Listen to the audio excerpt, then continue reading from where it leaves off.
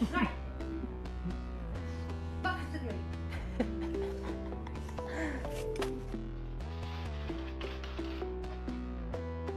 Ma! Come here.